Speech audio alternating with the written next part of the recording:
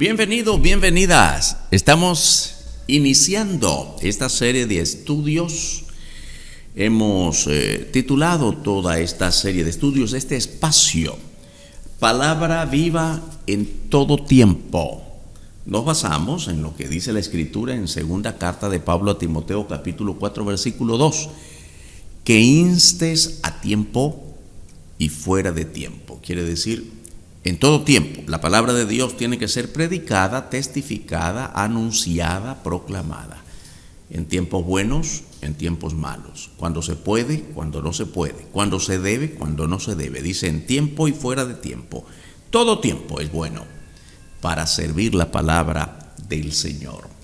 Palabra Viva en todo tiempo es un espacio virtual, una presentación del Instituto de Estudios Bíblicos Palabra Viva. Este es un ministerio de la Iglesia Bautista del Calvario y de la Asociación Amor y Esperanza desde Managua, Nicaragua. Muchas gracias por compartir su tiempo con nosotros. Queremos iniciar en esta oportunidad una serie de estudios que nos conducen al momento del nacimiento del Mesías, el nacimiento del Señor Jesucristo. El tema general que queremos abordar es: ¿quién es este que ha nacido? ¿Quién es? Celebramos, siempre celebramos lo que llamamos la Navidad, que los ángeles le anunciaron, que los ángeles cantaron, que los pastores llegaron, y la Navidad no pasa de eso. Sin embargo, ¿quién es este que ha nacido? Bueno, ¿quién es el Mesías? Tenemos que iniciar con el Mesías desde el Antiguo Testamento. De eso se trata esta serie de estudios. Vamos a iniciarlo en oración. Te alabamos, Dios, muchas gracias por la bendición de tu palabra. Estamos muy contentos de iniciar esta serie de estudios virtuales a partir de nuestro ministerio como Iglesia Bautista del Calvario, el Instituto de Estudios Bíblicos Palabra Viva y EBI-PB. Gracias, Padre, por el apoyo de la Asociación Amor y Esperanza, AMES, y estamos muy contentos de iniciar esta serie de estudios con tantos hermanos, hermanas, amigos, amigas, que se unen con nosotros para que juntos aprendamos tu santa palabra. Ponemos todo esto en el control de tu Espíritu Santo, para gloria de tu nombre, en el nombre del Señor Jesucristo. Amén. ¿Quién es este que ha nacido? Vamos a responder a la pregunta: ¿de qué modo los pactos de Dios en el Antiguo Testamento nos benefician a nosotros los cristianos de hoy? ¿Por qué iniciamos con los pactos? Porque si estamos hablando del Mesías, el Mesías prometido, el enviado de Dios, el ungido de Dios, el que nació como Dios en carne, el Señor Jesucristo, su origen está desde los pactos del Antiguo Testamento. Por eso empezamos por allí. Vamos a ver al Mesías visto desde el Antiguo Testamento.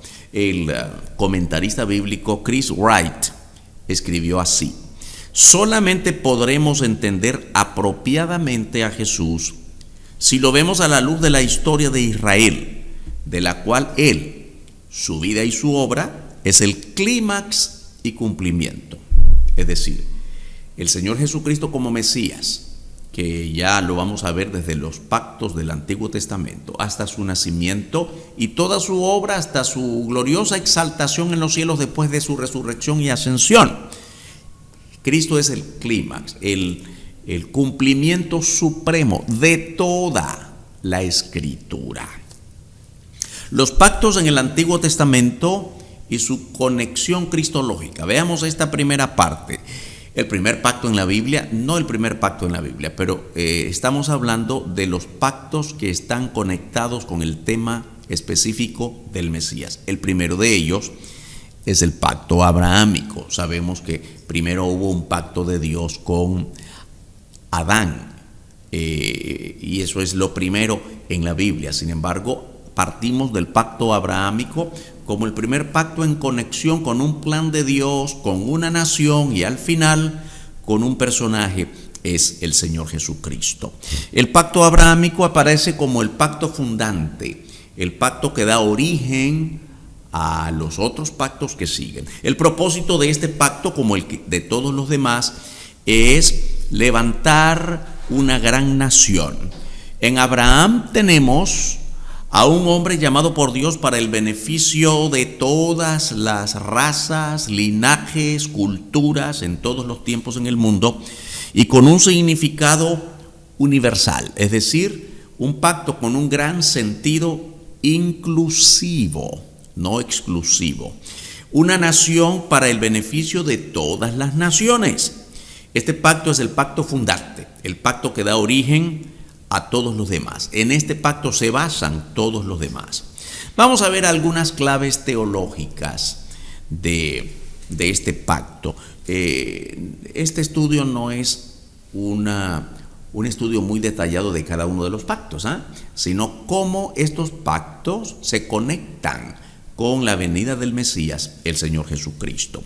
En Génesis capítulo 12, versículo 1 dice la Escritura: pero Jehová había dicho a Abraham: vete de tu tierra y de tu parentela y de la casa de tu padre a la tierra que te mostraré. Abraham tuvo mucha fe. El primer elemento de parte del que recibe el pacto, Abraham, fe, creyó a Dios, mostró fe a Dios cuando le dijo: vete de tu tierra y de tu parentela a la tierra que te mostraré. Un segundo aspecto después de la fe es que esta fe tuvo resultados, no quedó vacía. Cuando Dios ve que todos nosotros mostramos fe, cualquier personaje que sea, en la antigüedad, ahora, después de nosotros, en todos los tiempos, la fe no queda vacía porque Dios siempre responde a nuestro creer en Él. Mire bien el versículo 2, Génesis 12:2. Y haré de ti una nación grande, y te bendeciré, y engrandeceré tu nombre, y serás bendición. Toda la tierra sería bendecida por creer en la promesa que Dios dio a Abraham. Toda la tierra que creyere en el Dios de Abraham sería bendecida. Las naciones, las culturas, los linajes, las razas, las tribus. Y en este pacto con Abraham vemos también que habrían de ser benditas a través de ti todas las familias de la tierra. Esto ya es la aplicación como ministerio. Abraham tenía que vivir confiado en Dios, creer en Dios, y la nación que Dios está prometiendo a Abraham sería una nación distinta a las otras naciones.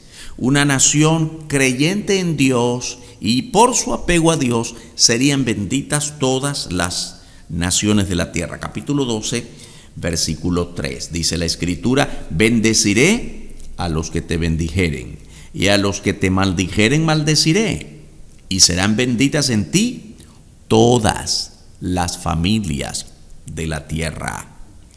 Seguramente que algunos siempre piensan: bueno, mire, este pacto es con Abraham, por tanto es con los descendientes de Abraham, que es la tierra de Israel mucho tiempo después. Así que, ¿qué tiene que ver con nosotros?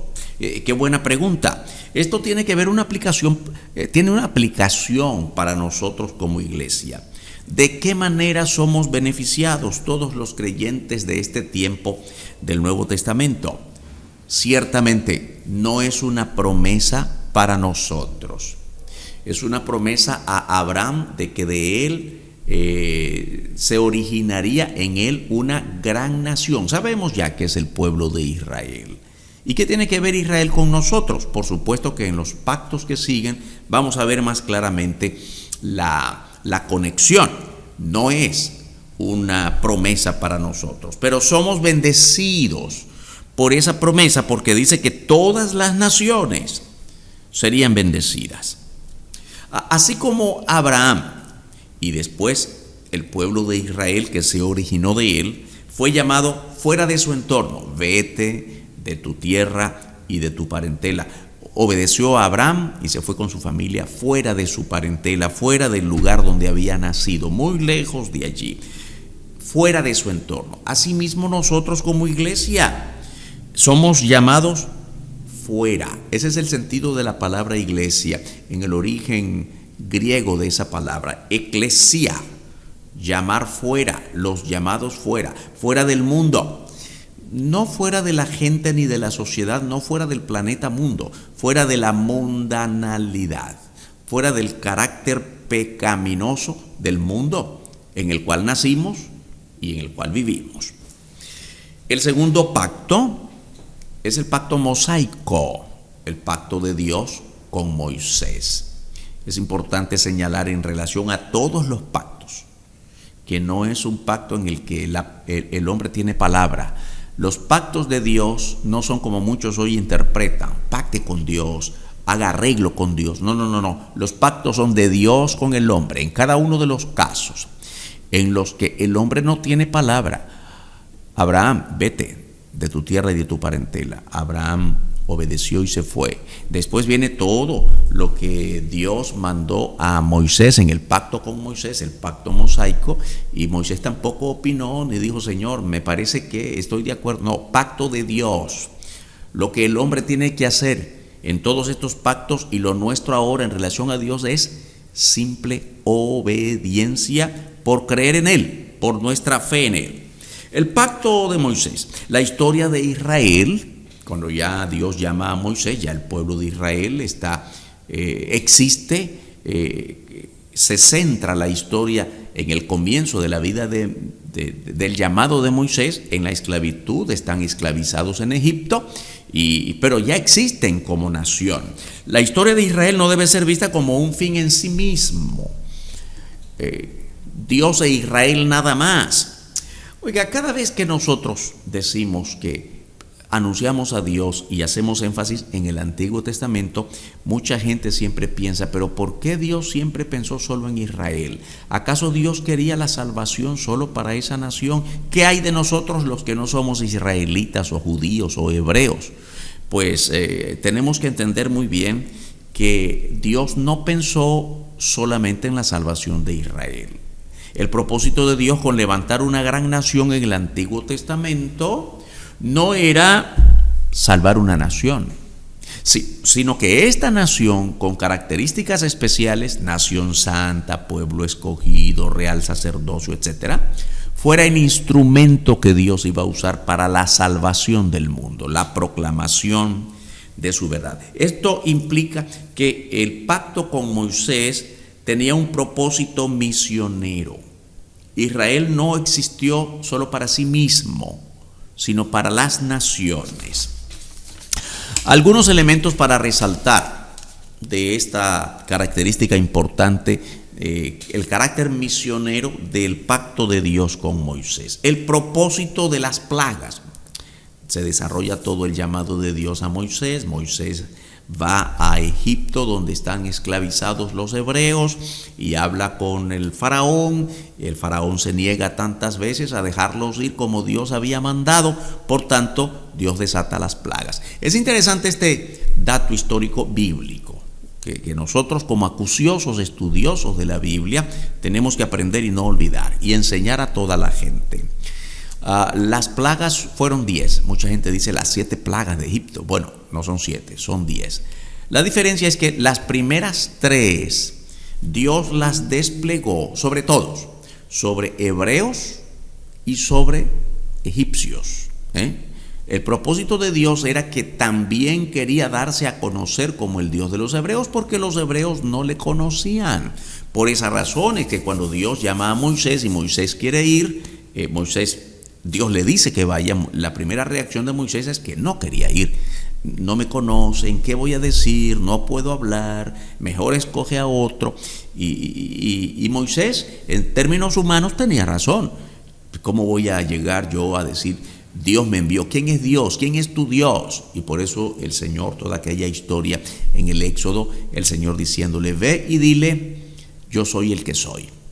El nombre de Dios. Así se identificó Dios delante de su pueblo hebreo. Entonces vemos que en las plagas, las primeras 3 plagas Dios las desplegó para hebreos y para egipcios. Ahora bien, a partir de la 4ª plaga, y de ahí que son las otras 7, Dios ya apartó.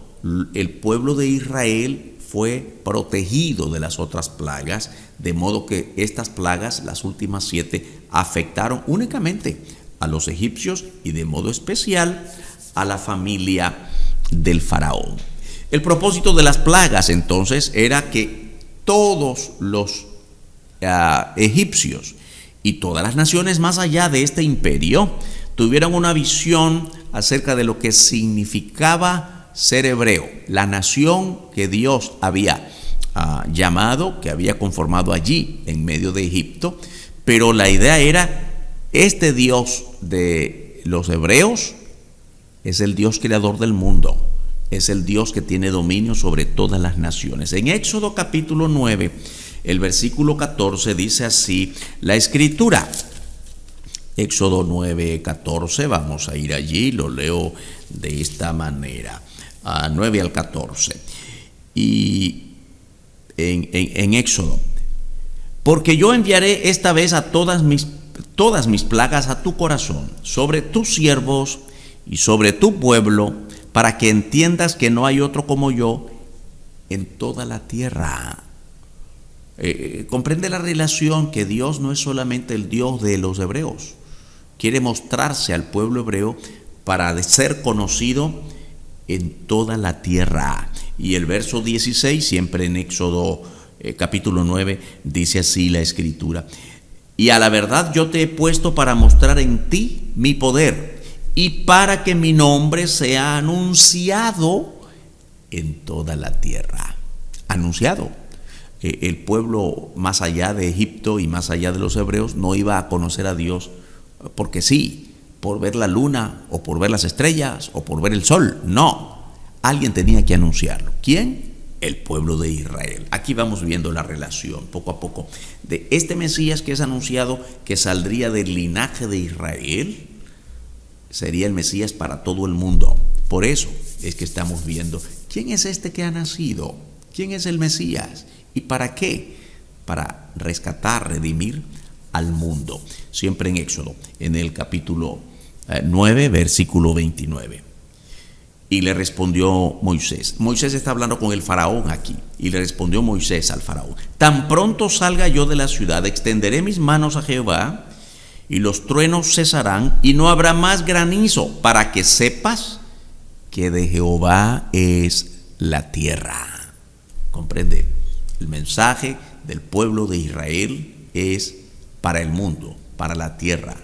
No está diciendo aquí Dios a través de Moisés al faraón: para que sepas que yo soy solo el Dios de Israel. No, es el Dios de Israel, pero para la tierra, para beneficio de la tierra. Qué bueno que eso nos alcanza a nosotros en este tiempo del mundo. Los de Israel entonces recibieron de parte de Dios un llamado, una vocación de servir, de intermediarios. Cuando hablamos de intermediación, entonces ya estamos hablando del sacerdocio.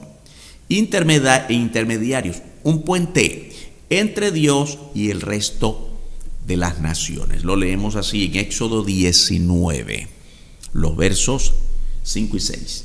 Dice la Biblia: ahora pues, si diereis oído a mi voz y guardareis mi pacto, vosotros seréis mi especial tesoro. El Señor está hablando al pueblo de Israel.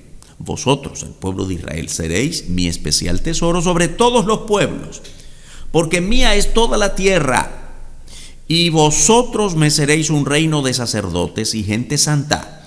Estas son las palabras que dirás a los hijos de Israel. Dice Dios a Moisés, es el vocero de Dios para la nación. El pueblo de Israel fue llamado para ejercer el ministerio del sacerdocio como nación para el mundo. Aquí vamos viendo ya más claro que el propósito de Dios es la redención, la salvación del mundo, no solo de una nación. La función del sacerdote en Israel, recordemos algo: Dios había levantado a una de las 12 tribus de Israel, la tribu de los levitas, para ejercer el sacerdocio. Pero en el fondo, ellos que ejercían el sacerdocio, lo ejercían también como parte del pueblo de Israel. Por tanto, hablamos del sacerdocio de la nación de Israel. Veamos algunos aspectos de este sacerdocio. El primero es había un sacerdocio entre Dios y el pueblo, una mediación entre Dios y el pueblo. El sacerdote mostrando y enseñando la ley al pueblo. Muy importante. Dios no hablaba directamente al pueblo. La palabra era dada a través de los sacerdotes, a través de las escrituras, la ley, y el sacerdote transmitía la palabra de Dios, la ley escrita a la nación. Eran en la conexión entre Dios y el pueblo. El segundo aspecto es entre el pueblo y Dios. Lo hacían a través de los sacrificios. ¿Comprende? Aquí encontramos los sacrificios expiatorios. El sacerdote ministraba en el altar del sacrificio, los animalitos, las ofrendas. Todo esto se nos describe más precisamente en el libro de Levítico, uno de los 5 libros del Pentateuco o libros de la ley. Aquí en el pasaje que hemos leído en Éxodo, estamos observando cómo Dios establece el sacerdocio de los levitas y especialmente y con ello del pueblo de Israel para con las naciones del mundo.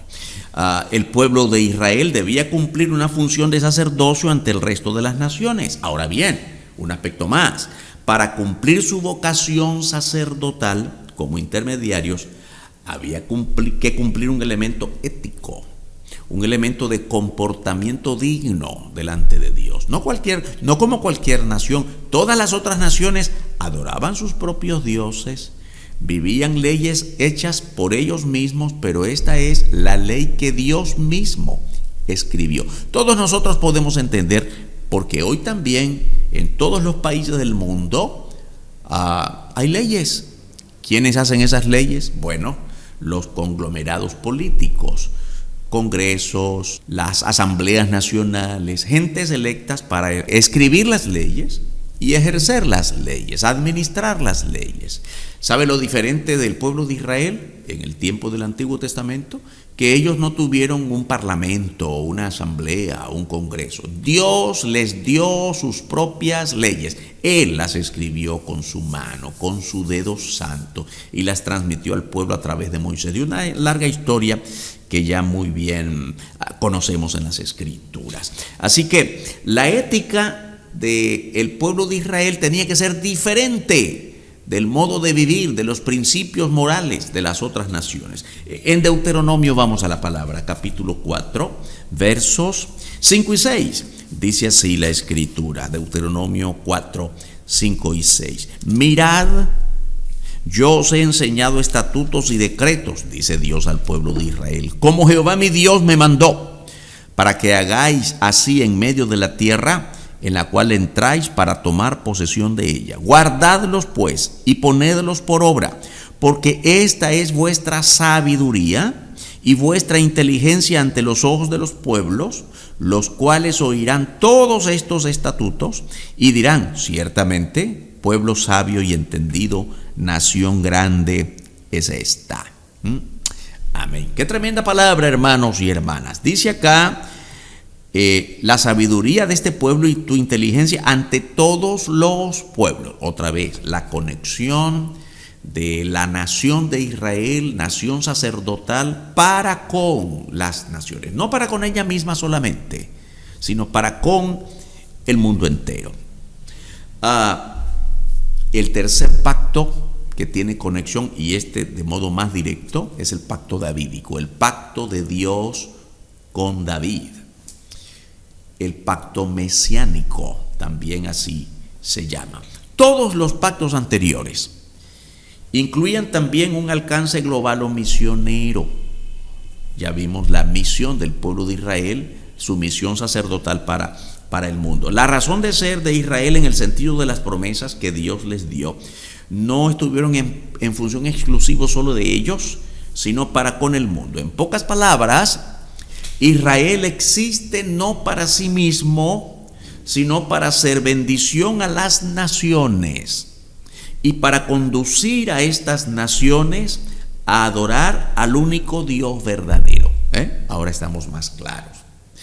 Dios levantó a un hombre llamado Abraham y a través de él una nación, los hijos de Abraham, Isaac, su nieto Jacob, y los 12 hijos de Jacob, y con ellos se conformó las 12 tribus, y las 12 tribus fueron encontradas en el Éxodo, en la esclavitud de Egipto. Dios llama a Moisés. ¿Y hacia dónde nos conduce toda esta historia?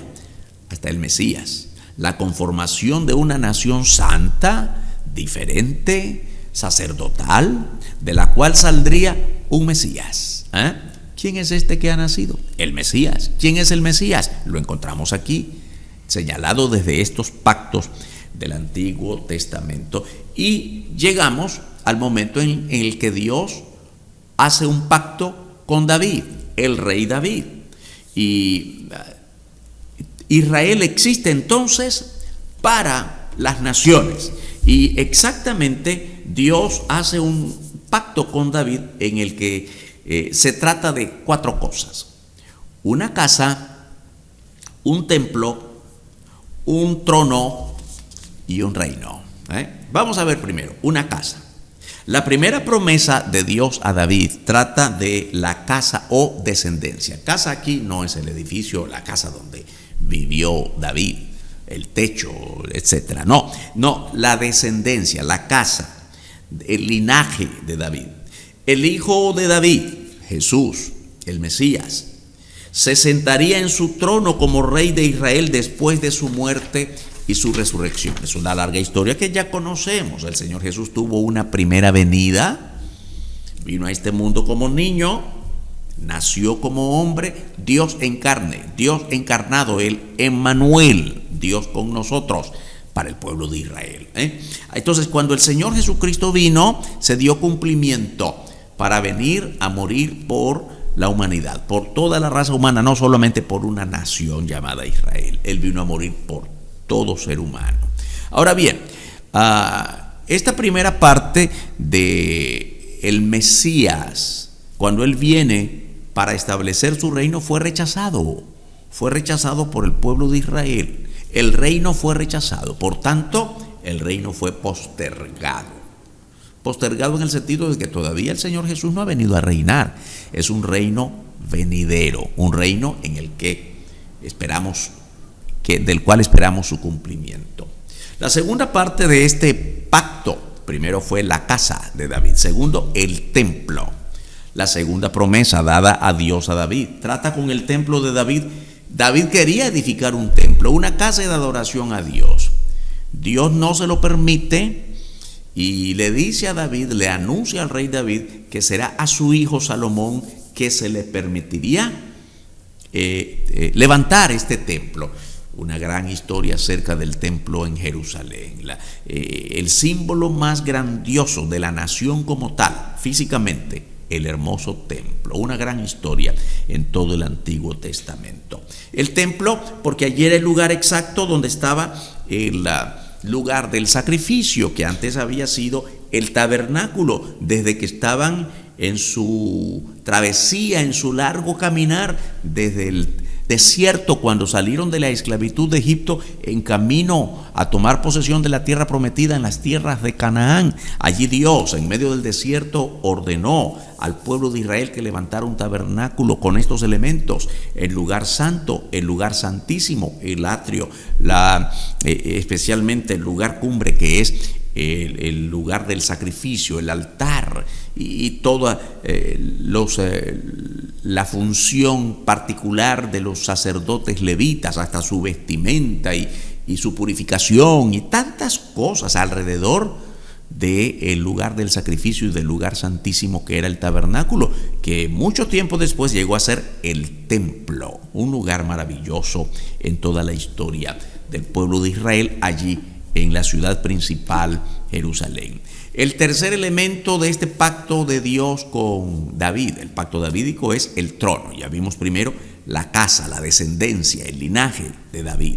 Segundo, el templo. Tercero, el trono. Vamos acercándonos un poco más a la persona del Mesías. La tercera promesa trata con el trono, la autoridad real. Es un trono físico que no se ha cumplido. El Señor Jesús vino a establecer su reino y ya dijimos, fue rechazado, por tanto también fue postergado. David y Salomón Ahora bien, vale la pena, muy importante en esta consideración bíblica, la promesa que Dios dio a David es el trono de Salomón. Sin embargo, no su simiente. Todos podemos estudiar en la Biblia que este reino sería para siempre. Cristo no vino al mundo a través del linaje de Salomón. Es importante esto, ¿eh? Salomón es el rey que sucede a David, pero el Mesías no vendría de la simiente de Salomón. Todos sabemos, según la Escritura, que el reino de Salomón fue cortado en Jeconías, una larga historia de pecado y desobediencia. Ahora vale decir que aunque Dios levantó a una nación con intenciones de que fuese santa, real sacerdocio, ejemplo al mundo, una nación sacerdotal y todo lo que ya hemos descrito en esta primera parte, el pueblo de Israel no fue tal. Desobedecieron, adoraron a otros dioses, hicieron pactos con otras naciones como Dios les había dicho que no hicieran, se mezclaron de diversas maneras con naciones llenas de paganismo. Y una historia especial en relación a Jeconías, del linaje de Salomón, de la simiente de Salomón. Dios cortó esa simiente, el Mesías ya no vendría de esa línea, pero sí del trono. Él sería el Mesías sería el que daría continuidad, y lo dará cuando venga a establecer su reino milenial sobre la tierra, al reino de Salomón, aunque no es de su linaje. Todos podemos observar en la genealogía que la Biblia nos presenta en Mateo, en Lucas, Cristo nació de María, una descendiente directa del hijo de David, del hijo de David llamado Natán, no de Salomón. De allí desciende el Señor Jesús como linaje, aunque de manera, en cuanto a la relación de su trono, de la realeza, proviene de Salomón. Va a dar continuidad a ese reino. José es el padre legal de Jesús, y este sí era un descendiente directo de Salomón, así que a través de José es que el trono pasará legalmente a Cristo. Mire qué cosa tan interesante. A través de María se cumple lo que Dios había dicho, que no sería a través del linaje de Salomón que nacería. Nació del linaje de María, que es de Natán, uno de los hijos de David, pero el trono sería concedido de la línea de José, que es directamente de la línea de Salomón. De los 4 elementos que estamos considerando del pacto de Dios con David, ya vimos la casa, linaje, descendencia, ya vimos el templo, ya vimos el trono, ahora el reino. Es la 4ª promesa que Dios dice a David en su pacto. Esta promesa no aseguraba la continuidad. De hecho, el pueblo de Israel no tiene rey el día de hoy. Dejó de tener rey, una larga historia cuando el pueblo de Israel fue llevado cautivo a Babilonia. Por lo que ya dijimos, el pueblo de Israel en algún momento de su historia cayó en pecado, se desobedeció a Dios y se separaron las 12 tribus, 10 al norte, que empezaron a llamarse Israel, 2 al sur, que empezaron a llamarse Judá. Nunca más se unieron, porque en algún momento de la historia de Israel, el norte, cayeron bajo el dominio del imperio asirio, y mucho tiempo después, cuando ya Asiria estaba en decadencia y se levanta otro imperio, el imperio de Babilonia, entonces Babilonia también cayó sobre Judá y fueron llevados cautivos. Los de Israel el norte nunca más volvieron a su territorio. Los de Judá, 70 años después, volvieron al territorio y allí reconstruyeron el templo y se establecieron de nuevo como nación, pero nunca más tuvieron rey propio, porque siempre estuvieron sujetos al imperio de Babilonia. Cuando este cayó, vinieron los griegos y después vinieron los romanos, y el Señor Jesucristo nace bajo el dominio del imperio romano. Así que la promesa que Dios dio a David en este pacto davídico no aseguraba la continuidad del reino, pero sí aseguraba que sería restablecido, cosa pendiente en el desarrollo de la historia futura. ¿Se puede hablar de historia futura? Sí, eso es lo que precisamente significa la profecía bíblica. ¿Sabe lo que es la profecía? Profecía es el reconocimiento de lo que ya ocurrió en el pasado y que había sido todo lo que había sido anunciado por Dios, que ya ocurrió en el pasado. Y también el anuncio de lo que no ha ocurrido, tantas cosas que no han ocurrido en el plan de Dios. El rapto, el tribunal de Cristo, los juicios de Dios pendientes, la tribulación, el milenio. Y podemos hablar de que como eso ya está escrito y así va a ocurrir, entonces podemos hablar de la historia futura. Un poco extraño, ¿verdad? Seguramente los historiadores, los científicos, los sociólogos estarán rechazando este término, la historia del futuro. ¿Cómo se puede escribir la historia del futuro? Es que la Biblia ya lo escribió como que fue hecho porque Dios cumple lo que dijo que se va a cumplir. Ya podemos ver y dar por hecho que lo que Dios anunció que iba a ocurrir, va a ocurrir, por tanto está escrito como si fuese historia. Y esta parte de la historia futura, es decir, la profecía bíblica, dice que el Mesías vendrá a reinar, establecerá el trono para dar continuidad al trono de David y de Salomón en la propia ciudad principal o capital histórica de Israel, que es Jerusalén. Una larga historia, maravillosa historia del futuro de este Mesías que vino, que fue anunciado como el punto culminante de los pactos de Dios desde Abraham, Moisés, David, y que vino y murió por todos nosotros, cumplió su ministerio cabalmente, resucitó, ascendió a los cielos, fue recibido y exaltado por el Padre, y estamos esperando el cumplimiento futuro de su venida para establecer el maravilloso reino anunciado. El pacto davídico, el más interesante de todos por su mayor relación con la persona del Mesías, es el que tiene alcances más universales, sí, en relación a los demás pactos. Es un claro ejemplo de esto escrito en los salmos mesiánicos. Hay muchos salmos mesiánicos. El Salmo 2, el Salmo 72, el Salmo 89, el Salmo 132 y muchos otros. Oiga, qué interesante, cuando nosotros hablamos de David, pues hablamos del rey David, y antes de ser el rey, el pastor David, pastor de ovejas, el músico David, etcétera. David en relación al trono al reinado de Saúl, etcétera. Y después le vemos como rey propiamente dicho. Pero qué extraño hablar del profeta David, casi no hablamos de eso, ¿verdad? Hay mucha palabra profética en los salmos de David. Estamos concluyendo esta primera parte, esta primera entrega de este estudio bíblico maravilloso que hemos titulado en sentido general, ¿quién es este que ha nacido? El Mesías prometido, y lo estamos viendo desde su origen en la nación de Israel, en todos estos pactos. Veamos este ejemplo para cerrar, un salmo mesiánico, el Salmo 72, en los versos 17 al 19, dice así: será su nombre para siempre, se perpetuará su nombre mientras dure el sol, benditas serán en él todas las naciones, lo llamarán bienaventurado, bendito Jehová Dios, el Dios de Israel, el único que hace maravillas, bendito su nombre glorioso para siempre, y toda la tierra sea llena de su gloria. Amén y amén.